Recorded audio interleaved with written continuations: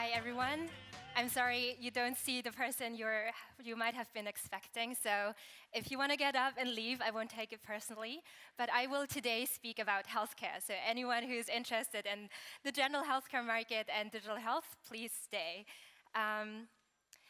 So healthcare. Healthcare is a human right. But the unfortunate thing with human rights is that we're doing a pretty shitty job with fighting for those rights and keeping them up and preserving them with the attention a human right actually deserves. So let's take a look at healthcare and how we're doing there. Did you know that over 100 million Americans each year postpone healthcare because they frankly can't afford it? And did you know that the average wait time for a hip surgery in the UK is 100 days, over 3 months, and that's just the average. And sadly, in many Middle Eastern countries, sex reassignment surgery is illegal.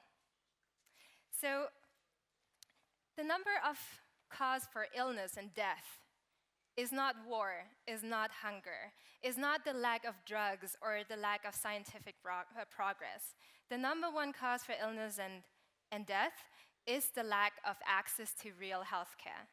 What I mean by that is the lack of access to the right doctor at the right time at the right price.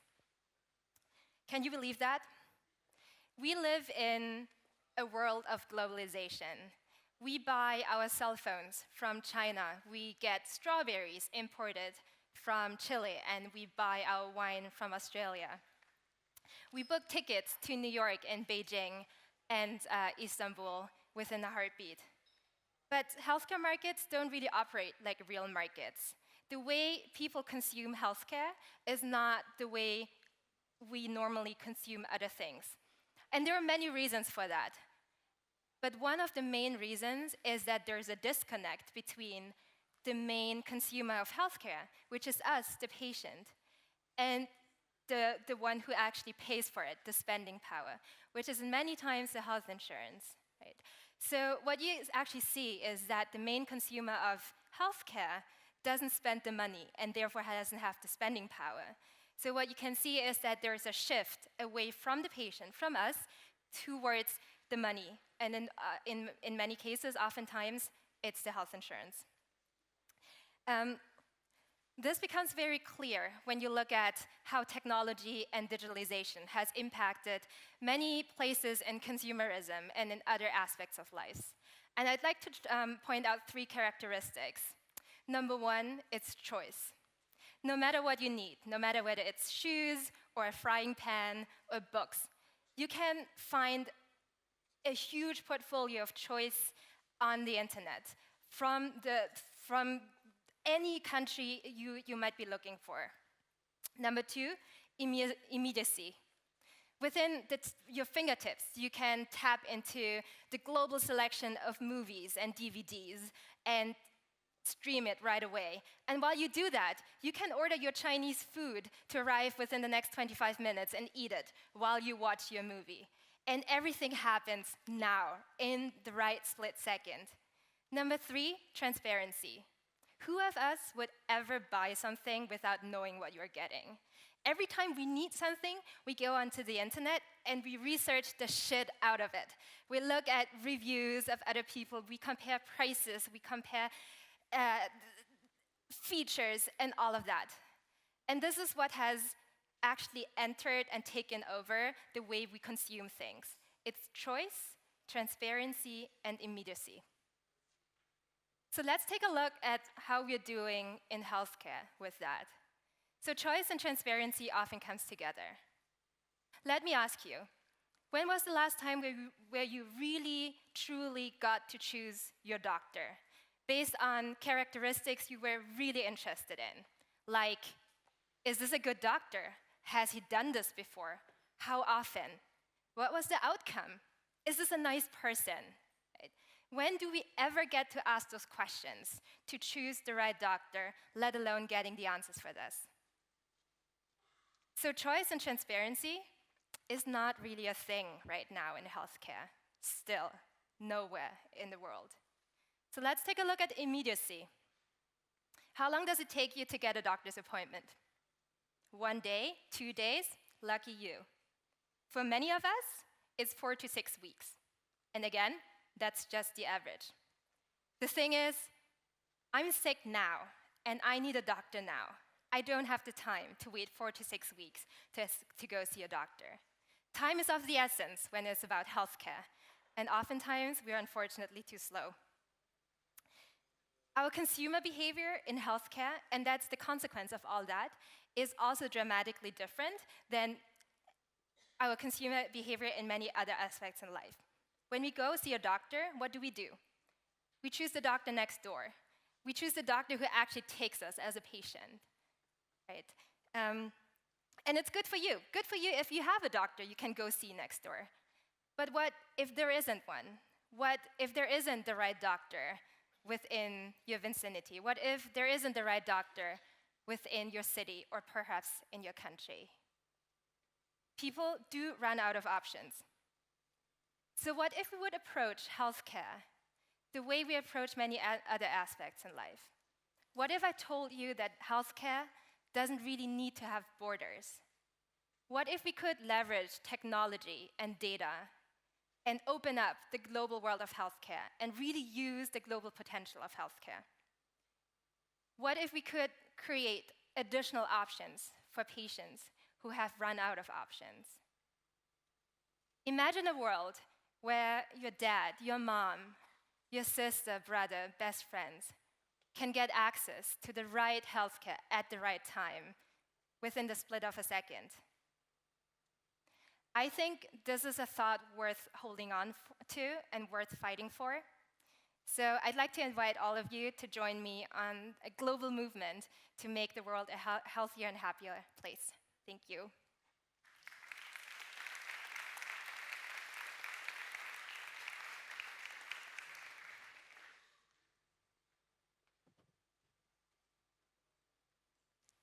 So let's see if we have any questions. We can pull them up on Slido, or if anybody hasn't uploaded them yet, we also have an amazing cube over here that we can throw your way. So depends. Can you type quickly, or are you brave? Any questions? Raise of hands. Oh, there's one. Yeah. Hi. So yes, I think it's a beautiful presentation. I agree with what you said, but it's still not very clear to me what's exactly what you do. Oh, what I do? Yeah. I was told I'm not allowed to advertise what I do, so I kept it. No, so I'm a medical doctor, and I'm the founder of a company that's called Qunomedical.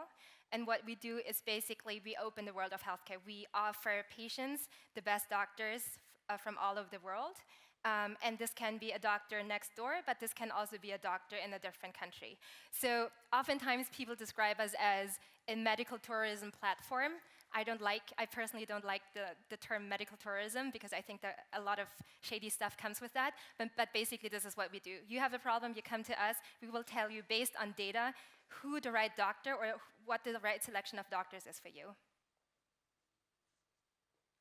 We have a question on Slido. What are the steps already taken? Many, but not enough. I think in healthcare is a very complex field. There are so many stakeholders. It's politics, it's health insurances, it's hospitals, it's doctors, and then there's patients, and then there are the pharma companies. So in the healthcare space, you have a very complex field of very, very strong stakeholders with very different pools of interest. So a lot of politicians try to do things by introducing digital health, electronic health records, for example, or health insurances try to digitalize things. The problem with all that often is that people forget about the patient. People don't ask, what does the patient actually want? And what will help the patient? And one big example is data, right? In my opinion, the patient should really own his own or her own healthcare data. And the patient should decide who should be able to see it and who the patient wants to give it to. But nobody really cares about that because everybody else wants to own the data. The pharma companies want to own the data. The health insurances want to own the data. the hospitals want to own the data. So it's very difficult, and I think a lot of people are trying to work around this, but as long as you don't put the patient into the center of the discussion, I don't think we will find good solutions. So we have two more questions. Potentially easy one. How do doctors like the idea? My idea, I guess. Depends. There are many doctors who do understand and who like it. We work with doctors. We work together with doctors. So we actually have to make doctors like our idea, and a lot of doctors who actually work with us understand the value add. Of course, there's a group of critical mass and skepticism with doctors as well, but I think at the same time, it's an opportunity for us to actually reach out with our hand and explain it to them. A lot of doctors are very skeptical because they think we destroy the market, we take away patients from them, we have no fucking clue what we're doing, but it's quite the contrary. And I think sometimes you need young and wild and fresh ideas to enter a market to just, offer an additional solution to what is already out there.